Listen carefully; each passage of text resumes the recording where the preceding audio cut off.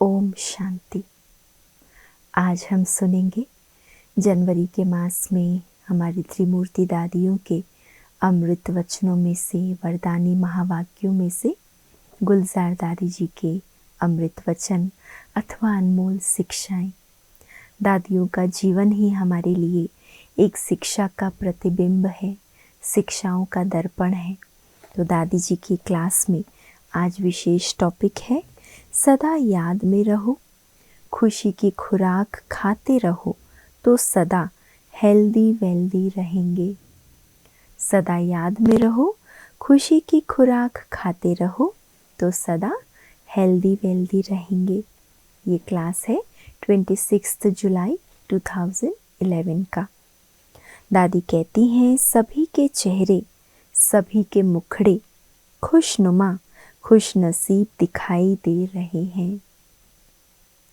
बाबा ने हमको खुशी की सौगात दी है।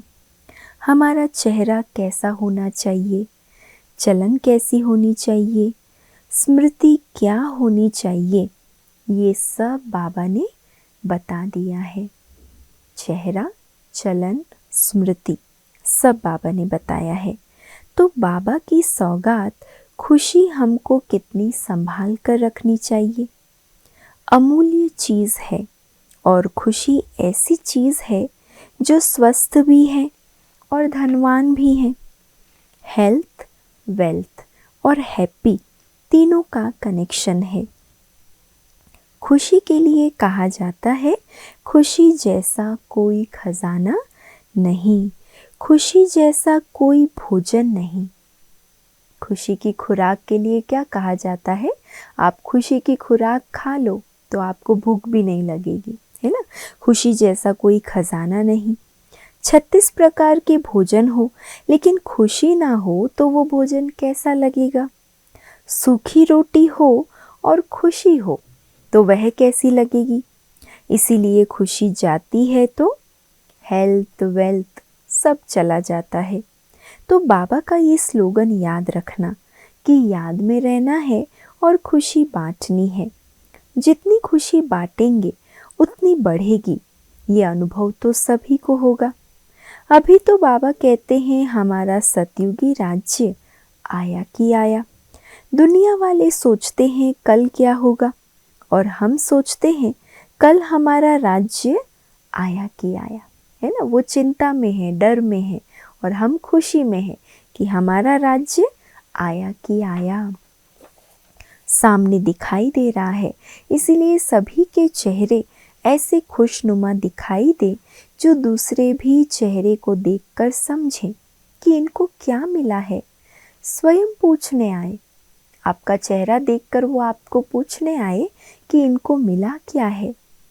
अभी का होमवर्क जो बाबा ने दिया है, एक तो ये अभ्यास करो कि सेकंड में बिंदी लगा सकते हैं। बाबा ने ये बहुत समय से होमवर्क हम बच्चों को दिया है कि बच्चे, अंत घड़ी ऐसी आएगी, ऐसी परिस्थिति की घड़ी होगी जब आपको 1 सेकंड में फुल स्टॉप लगाना होगा। 1 सेकंड में नष्टो मोहा बनना होगा। तो दादी कहती है, होमवर्क कर रहे हैं ये वाला।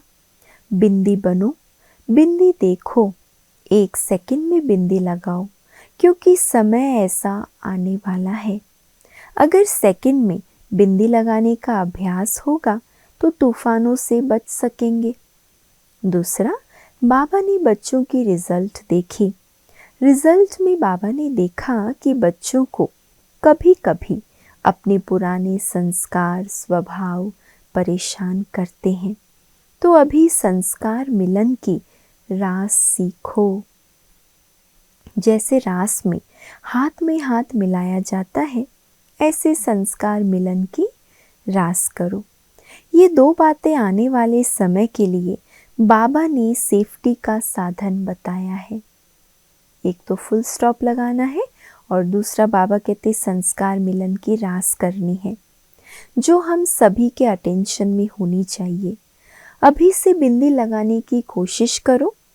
पेपर के टाइम और कोई तैयारी नहीं की जाती, इसीलिए बाबा ने सुनाया था कि कभी वेस्ट थॉट्स या ऐसी कोई बातें हो जाती है जब उसका तूफान आता है तो सेकंड में बिंदी लगती है या नहीं, ये ट्रायल करो। जब कोई मन में तूफान लाने वाली बात सामने आए, उसी समय ये ट्रायल करो कि सेकंड में बिंदी लगती है। अभी की ट्रायल आपको समय पर काम आएगी। ये बाबा के 2 काम मिले हुए हैं। अभी बाबा आएगा तो पूछेगा, सबने होमवर्क किया है? तो अच्छे स्टूडेंट होमवर्क पहले से कर लेते हैं। आप सभी तो नंबर 1 स्टूडेंट हो ना। बाबा भी देखकर ताली बजाता है। तो नंबर 1 रहना। 1 माना विन, सदा विजयी। बाबा हमारे साथ है तो क्या बड़ी बात है। फिर प्रश्न पूछा गया दादी से, दादी जी, संस्कार की भिन्नता होते भी टकराव ना हो, उसके लिए क्या विधि अपनाएं? तो दादी ने उत्तर दिया, ये हमारा परिवार है। परिवार में हमारा ही बहन है, हमारा ही भाई है। परिवार में कभी कोई ढीला होता है तो क्या उसको ऐसे ही छोड़ा जाता है? मान लो कोई की तबीयत खराब हो गई, कोई को कुछ मन अच्छा नहीं है आपके परिवार में, तो आप जाके पूछते हैं ना, क्या बात है, कैसे ठीक करें, उसके लिए उपाय ढूंढते हैं। तो ये भी हमारा ईश्वरीय परिवार है। किसी का मूड ऑफ है, किसी का संस्कार स्वभाव गड़बड़ है, तो ये भी सोचो इस समय आत्मा की तबीयत ठीक नहीं है। शरीर की ठीक होगी लेकिन आत्मा की नहीं है, तो उसको छोड़ना नहीं है। अगर परिवार से प्यार है तो परिवार की कोई भी आत्मा की कमजोरी देखकर आता है कि उनको सहयोग दे। कईयों में छोटी छोटी बातें नोट करने की आदत होती है, इससे अपने को ही परेशान करते हैं। इसीलिए बाबा ने कहा, अपनी जेब में सहयोग का नोट जमा कर लो। जहाँ जिसको जो सहयोग चाहिए दे दो। तो आपकी जेब में कौन सा नोट है?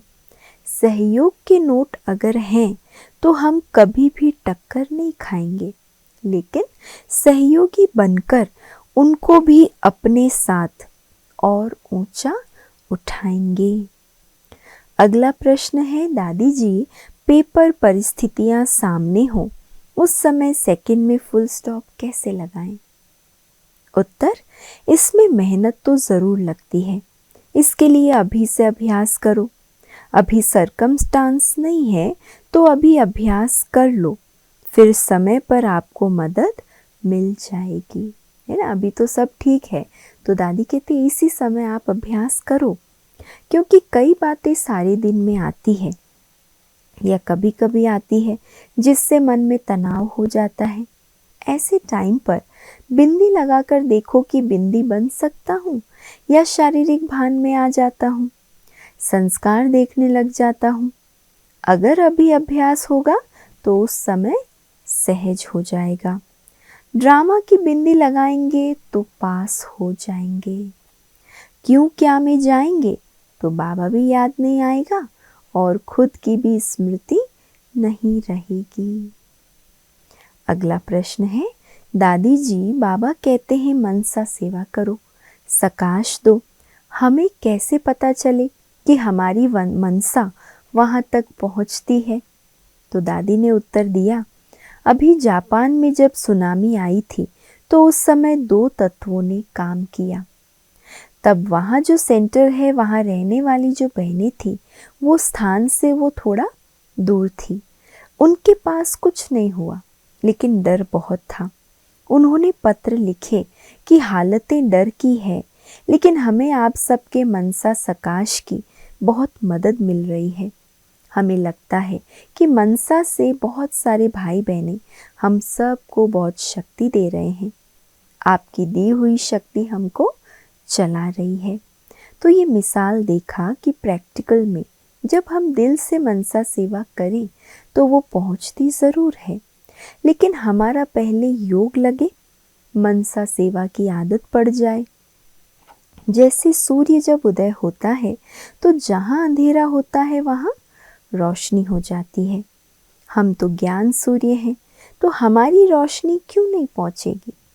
जब स्थूल में भी सूर्य रोशनी हर कोने कोने में दे सकता है, तो हमारी क्यों नहीं आएगी? कईयों के पत्र आते हैं कि मुझे एक्स्ट्रा शक्ति मिल रही है, उसके कारण मैं आगे बढ़ रही हूँ। ये प्रैक्टिकल में पत्र आ रहे हैं। विधि ठीक है तो सिद्धि अवश्य होनी है और हुई पड़ी है। मैं सकाश कहाँ से लूँ, उन्हों की भावना है। बाबा ने निमित्त दादी को बनाया है। हम निमित्त हैं, वो भी निमित्त भावना से खींच लेते हैं। बुद्धि योग मधुबन से, बाबा से, दादी से है तो सकाश मिलती रहेगी। सदा मुस्कुराएं, मूंझे नहीं। दादी कह रही है सकाश लेने के लिए एक तो बाबा से, मधुबन से, दादी से संबंध हो, बड़ों से संबंध हो, फिर सदा मुस्कुराना है, मूंझना नहीं है, कभी माया छुए भी नहीं। माया से डरते हैं, माया आई, वो क्या है? वो हमारा कमज़ोर संकल्प ही तो है। तो संकल्प को संकल्प से निकाल दो। ये आदत डालो कि बाबा हमारे साथ है। जैसे जब कोई डर होता है तो पुलिस वाले को साथ रखते हैं, फिर डरते नहीं, चलते जाते हैं। पुलिस वाला क्या है? हमारा तो बाबा सर्वशक्तिवान हमारे साथ है, तो हमें डर किस बात का है? हम दिल से कहें मेरा बाबा। बाबा सामने ना आवे ये हो ही नहीं सकता। दिल से कह के तो देखो, हजूर हाजिर हो जाएगा। लेकिन बाबा से दिल का प्यार कम है। ज्ञान सुना है, ज्ञान से समझते हैं हाँ हमारा बाबा है, लेकिन वो प्यार नहीं है। दिल का प्यार, दिल की तड़फ वो नहीं है, ज्ञान युक्त प्यार है। अगर दिल का प्यार होता है तो प्यार वाला कभी भूल नहीं सकता।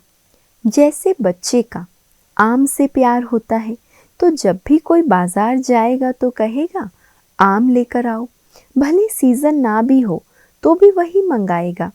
तो हमारा प्यार एक ही बाबा से जिगरी हो तो बाबा हमारे लिए हाजिर नाजिर है।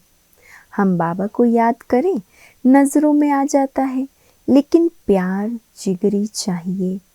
कहाँ अटका हुआ प्यार होता है, वो ना हो। बाबा को चाहिए एक तार, एक संबंध की तार, है ना, इधर उधर अटका लटका हुआ प्यार नहीं। क्योंकि उस समय माया भी सामना करेगी ना। उस बिचारी को थोड़ा सा समय है। जब कोई जाने वाला होता है, समझता है मेरी हार हो रही है, तो हाथ पांव सब जोर लगाता है। तो माया भी कोशिश कर रही है कि कैसे भी ये हमारे बन जाएं। वह अपना सब कुछ यूज़ कर रही है, लेकिन हमारे साथ बाबा है। हम कहें बाबा, मेरा बाबा, और वो हाजिर ना हो, ये असंभव है। लेकिन मेरा बाबा दिल से कहना है, जिगर से कहना है, तब बाबा हमारे सामने सदा हाजिर नाजिर है। तो ये थी युक्तियाँ बाबा को सदा साथ रखने की, सदा खुश मौज में राजी खुशी रहने की, है ना, मूंझना नहीं, सदा मुस्कुराते रहना है। अच्छा, ओम शांति।